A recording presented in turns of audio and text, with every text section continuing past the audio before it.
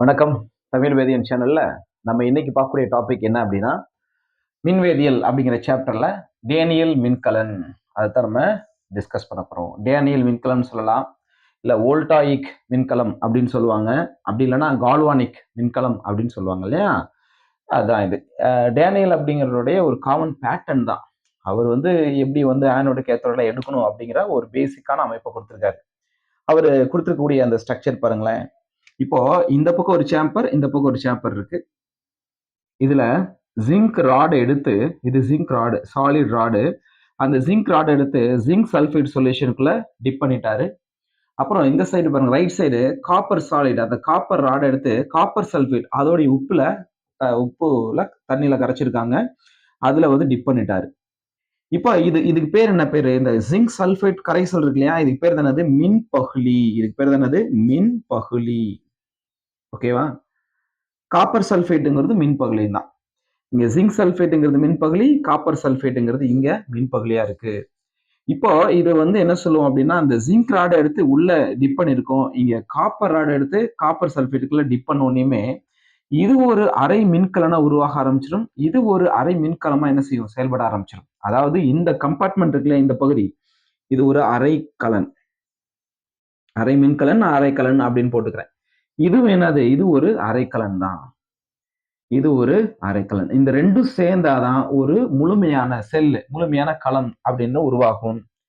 சரி, இப்ப இதுலயும் ஒரு பொட்டன்ஷியல் உருவாகும், இதுலயும் ஒரு பொட்டன்ஷியல் மின்னழுத்தம் உருவாகும். இதுல வரக்கூடிய மின்னழுத்தம் தான் ஆக்சிஜனேற்ற மின்னழுத்தம். ஏன்னா ஆனோடுன்னு தான் எடுத்திருக்கோம் நம்ம இதை. இது ஒரு ஆனோடு. லெஃப்ட் சைடு ஆனோடு எடுத்திருக்காரு, ரைட் சைடு எடுத்திருக்கக்கூடியது கேத்தோடு. ரைட்டுங்களா? அப்ப இதுல என்ன வினை நடக்கும் அப்படின்னா, ஆக்சிஜனேற்ற வினை தான் நடக்கும். அதனாலதான் இங்க ஒரு மின்னழுத்தம் உருவாகும். அது என்ன மின்னழுத்தம் அப்படின்னா, ஆக்சிஜனேற்ற மின்னழுத்தம். அதனாலதான் வார்த்தை என்ன பயன்படுத்தணும்? இது ஒரு அரைக்கலனா பயன்படுத்தணும். கலன் அப்படிங்கிற வார்த்தை பயன்படுத்தினாலே என்ன புரிஞ்சுக்கணும்? அது ஒரு மின்னழுத்த மதிப்பை கொடுக்கணும்னு அர்த்தம். அப்ப இங்க அரைக்கலன் அப்படின்னு சொன்னா என்ன? இது ஒரு செல்லு மாதிரிதான் ஆக்ட் பண்ணுது. ஹாஃப் செல் அப்படின்னு சொல்லுவாங்க.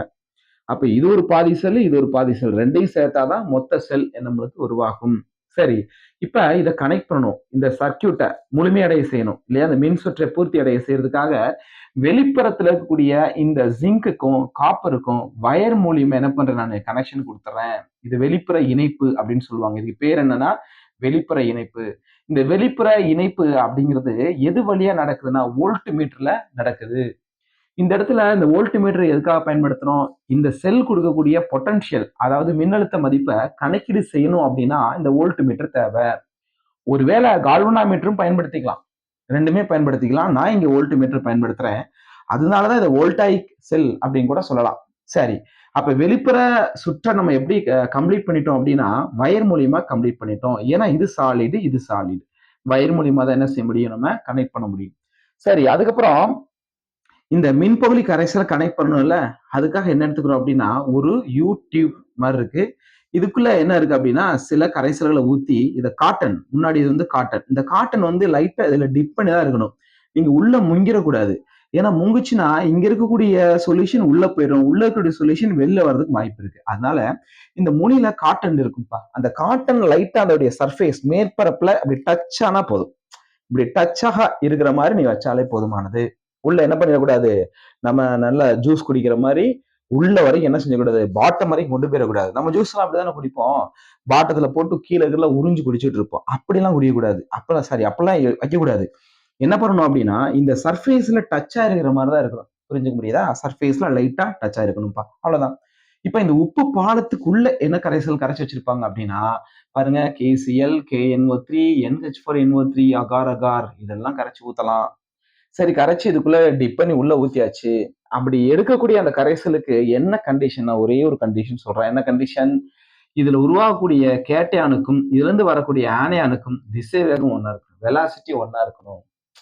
புரியுதுங்களா? வெலாசிட்டி எப்படி இருக்கணும்? ஒன்னா இருக்கணும். என்ன சார், ஏன் சார் இந்த மாதிரி ஒரு பிக்ஸ்டு கண்டிஷனோட இதை எடுக்கிறோம் அப்படின்னா பாருங்க, இது ரெண்டு யூஸ்.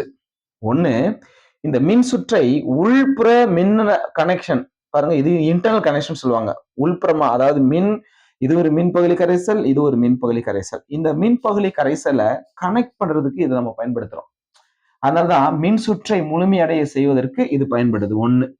2வது பயன்பாடு என்ன அப்படின்னா ஒருமுனை மின்னழுத்தத்தை குறைக்க பயன்படுகிறது.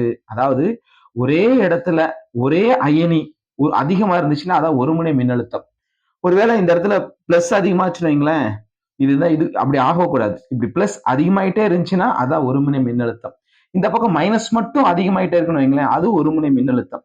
அப்ப இதை குறைக்கணும் அப்படின்னா உப்பு பாலம் போட்டீங்கன்னா அப்ப என்ன செய்யும், இந்த உப்பு பாலத்துல இருக்கக்கூடிய இந்த கரைசல்கள் இந்த இங்க உருவாக்கக்கூடிய அயனியையும் இங்க உருவாக்கக்கூடிய அயனியும் நடுநிலை செய்ய ஆரம்பிச்சிடும். பேலன்சிங் பண்ணு நல்லிஃபை நியூட்ரலைசேஷன் அப்படின்னு சொல்லுவாங்க இல்லையா, நடுநிலையாக்க ட்ரை பண்ணிட்டே இருக்கும். அதனாலதான் நடுநிலையாக்குறதுக்கு பிளஸ் மைனஸும் ஒரே வேகத்துல போனாதான் நடுநிலை அப்படிங்கிறது அது ப்ராசஸ் என்ன செய்யும், கம்ப்ளீட்டா நடக்கும். அதனாலதான் இங்க ஒரே திசை வேகத்துல இருக்கக்கூடிய கேட்டையான் ஆணையானும் நம்ம பயன்படுத்தணும்னு சொல்றாங்க. சரியா? சரி, இதுதான் இதோடைய அமைப்பு. சரி, இதுக்குள்ள என்ன நடக்குது அப்படிங்கிறத சொல்லிடுறேன். இப்ப நீங்க இந்த செட்டப்லாம் பண்ணதுக்கு அப்புறமா ஆட்டோமேட்டிக்கா என்ன நடக்கும் அப்படின்னா ஜிங்க் அப்படிங்கிறது ஆக்சிஜனேற்ற வினைக்கு உட்படும். ஆக்சிஜனேற்ற வினைனா என்ன, ஜிங்க் 2+ என்ன செய்யும்பா மாற ஆரம்பிச்சிடும். ரைட் தானே, ஜிங்க் 2+ மாற ஆரம்பிச்சிடும். அடுத்து இந்த ஆக்சிஜனேற்ற மூலியமா நம்மளுக்கு என்ன கிடைக்குது அப்படின்னா 2 எலக்ட்ரான்கள் வெளியில வந்துடும். ஏன்னா ஜிங்க் 2+ மாறும்போது அது 2 எலக்ட்ரான் என்ன செய்யுது, வெளியே தள்ளும். அப்படி வெளியே தள்ளக்கூடிய எலக்ட்ரான் எங்க வரும் அப்படிங்கிறத பார்க்கலாம். பாருங்க, இந்த ஜிங்க் சாலிடா இருந்தது, இது கரைதல் இல்லையா, கரையுது. அப்ப இங்க இருக்கக்கூடிய இந்த ஜிங்க் எல்லாமே இந்த தண்ணியில கரைஞ்சு ஜிங்க் 2+ மாறும். ஜிங்க் 2+ மாறும். அப்ப இது கரைதல். அப்ப ஆனோடுல என்ன நடக்குது அப்படின்னா, ஆனோடுல என்ன நடக்குது, ஜிங்க் சாலிடு திடப்பொருளா இருக்கக்கூடியது ஜிங்க் 2+ அப்படின்னு அக்வஸ் நீர்ல கரைஞ்சிருது. அப்படி கரையும் போது 2 எலக்ட்ரானை வெளியே தள்ளும். இது ஆக்சிஜனேற்றம். அப்ப ஜிங்க் 2+ கரைதல் அப்படிங்கிற விஷயம், இது ஃபுல்லா கரையும். அப்ப இதோடைய வெயிட் உனக்கு கம்மியாயிட்டே இருக்கும். ஞாபகம் வச்சுக்கோ, இது கரையுதுன்னு அர்த்தம். அப்ப இது கரைய கரைய இதுல இருந்து வரக்கூடிய எலக்ட்ரான் எந்த வழியா போகும், எலக்ட்ரான்கள் தண்ணி வழியா போக முடியாது, போகாது. அப்ப மேற்புறத்துல இருக்கக்கூடிய இந்த வயர் வழியா தான் போகும். அப்ப எலக்ட்ரானுடைய திசை இதுதான். ஆனோடுல இருந்து ஆரம்பிச்சு கேத்தோடுக்கு டிராவல் பண்ணுது. இங்க எலக்ட்ரானுடைய அடர்த்தி இந்த இடத்துல அதிகமா இருக்கு இல்லையா, அதை காமிக்கிறதுக்கு தான் மைனஸ் சைன் போட்டிருக்கோம். அதனாலதான் ஆனோடுங்கிறது மைனஸ் குறியில ஒரு மின்வேதி கலன்ல இருக்கு. ஓகேங்களா? சரி, இப்ப இந்த எலக்ட்ரான் அப்படியே இந்த வோல்ட்மீட்டர் வழியா என்ன செய்யும், இங்க போயிருது. இங்க என்ன நடக்குது, இங்க ஆக்சிஜனேற்றம் நடந்துச்சுன்னா இங்க ஒடுக்கம் நடக்கணும், அவ்வளவுதான். அப்ப ஆனோட்ல ஆக்சிஜனேற்றம் நடந்திருக்கு, கேத்தோல என்ன நடக்கும், ஒடுக்கம் நடக்க போகுது. ஓகேவா? ஒடுக்கம்னா என்ன, எலக்ட்ரானை வாங்குறதுனா ஒடுக்கம். அப்ப பாருங்க, இங்க எலக்ட்ரான் அதிகமா இருக்கும். இந்த அதிகமான எலக்ட்ரானை தண்ணியில கரைஞ்சு இருக்கக்கூடிய காப்பர் 2+ வாங்கி அது போய் என்ன செய்யும், காப்பரா மாறும். இதுல எலக்ட்ரான்கள் நிறைய இருக்குமா, இங்க நிறைய இருக்கிற எலக்ட்ரானை காப்பர் 2+ அது போய் ஒட்டிக்கிறோம். அப்ப 2 எலக்ட்ரானை வாங்கி காப்பர் 2+ காப்பரா மாறி எதுல ஒட்டிக்கிறோம், சாலிட்ல ஒட்டிக்கிறோம். ஏன்னா காப்பர் 2+ங்கிறது நீர்ல இருக்கக்கூடியது, அக்வஸ் அப்படின்னு சொல்லக்கூடிய நீர்ம நிலையில இருக்கக்கூடியது. 2 எலக்ட்ரானை வாங்கினதுக்கு அப்புறமா அது காப்பர் சாலிடா மாற ஆரம்பிச்சிருது. புரியுதுங்களா? காப்பர்ங்கிற சாலிடா மாற ஆரம்பிச்சிடும், அவ்வளவுதான். அப்ப இது ஃபுல்லா என்னது, டெபாசிட் சொல்லக்கூடிய ஒட்டுதல் முறைய வீழ்படிவு, அதாவது கேத்தோல்ல போய் ஒட்டிக்கிறோம். அப்ப இங்க இருக்கக்கூடிய எலக்ட்ரோடு கரையுது, இங்க இருக்கக்கூடிய எலக்ட்ரோட்ல காப்பர் 2+ காப்பரா மாதிரி ஒட்டுது. அப்ப இது ஃபுல்லா இந்த மாதிரி காப்பர் என்ன செய்யும், அப்ப இங்க எடை குறையும், இங்க எடை அதிகமாகும். புரிஞ்சுக்க முடியுதா? நல்லா கவனிச்சுக்கோங்க. இந்த வார்த்தையெல்லாம் சில சென்டென்ஸ் எல்லாம் பாத்தீங்கன்னா அப்படியே கேட்பான். ஆனோட்ல எடை குறையுமா கூடுமான்னு கேட்பான். எடை குறையும். கேத்தோல்ல எடை கூடுமா குறையுமா, எடை அதிகரிக்கும். புரிஞ்சுக்க முடியுதா? ஏன்னா இங்க கரையும், இங்க அதிகரிக்கும். சரி, இப்ப இந்த உப்பு பாலத்தோடைய வேலை என்ன, நான் சொன்னேன் ஒற்றை மின் அழுத்த மதிப்பை குறைக்கணும். ஏன்னா இப்ப கரைய கரைய கரைய எது அதிகமாயிட்டே இருக்கு பாருங்க, ஜிங்க் 2+ இங்க அதிகமாயிட்டே இருக்கு. அப்ப இங்க பிளஸ் அதிகமாயிட்டே இருக்குன்னு அர்த்தம். இங்க பாருங்க, காப்பர் 2+ போய் இங்க ஒட்டிருது. இப்ப தண்ணிக்குள்ள மீதம் இருக்கக்கூடியது SO4 2-. மீதம் இருக்கக்கூடியது SO4 2-. அப்ப மைனஸ் தன்மை அதிகமாயிட்டே இருக்கு. அப்போ ஒரு பக்கம் பிளஸ் அதிகமாகுது, ஒரு பக்கம் மைனஸ் அதிகமாகுதா, இதுதான் ஒற்றை மின்னழுத்த மதிப்பு.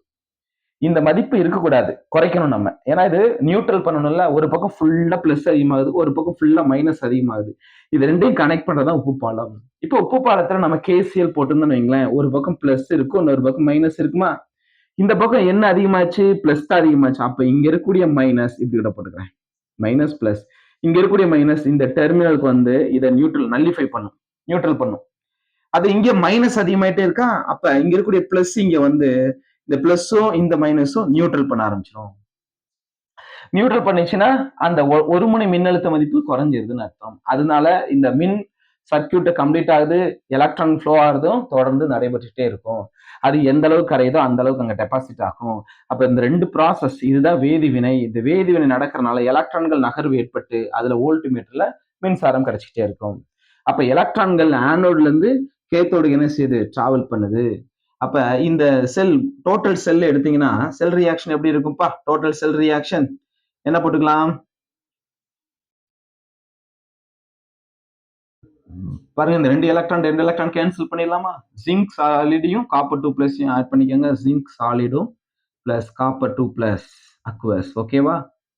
அடுத்து என்ன கிடைக்குது? Zinc 2 plus aqueous plus copper solid கிடைக்கும்.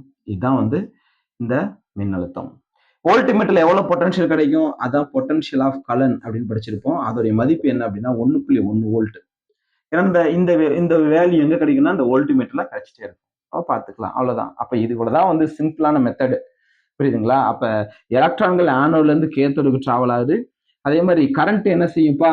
கரண்ட் என்ன பண்ணும்? எலக்ட்ரானுடைய நகர்வுக்கு ஆப்போசிட்டா இருக்கக்கூடியதான் ஐங்கிற கரண்ட். அப்ப இங்க ஷார்ட்டா போறேன் பாருங்க. ஆனோடு, இது கேத்தோடுன்னு வச்சுக்கலாம்.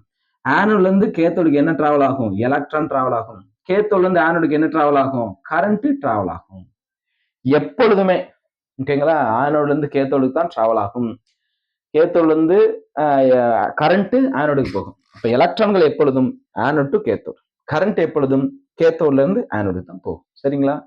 இவ்வளவுதான் டேனியல் கலனுடைய செயல்முறை. ஓகேங்களா? இதுல இருக்கக்கூடிய இந்த பொட்டன்ஷியல் எப்படி கால்குலேட் பண்றது, இதுல எக்ஸ்டர்னல் பொட்டன்ஷியல், வெளிப்புற ஒரு மின்னாற்றல் கொடுக்கும்போது இதோட திசை மாறுமா மாறாதா அப்படிங்கிறத நெக்ஸ்ட் பார்க்கலாம். ஓகேங்களா? தேங்க்யூ.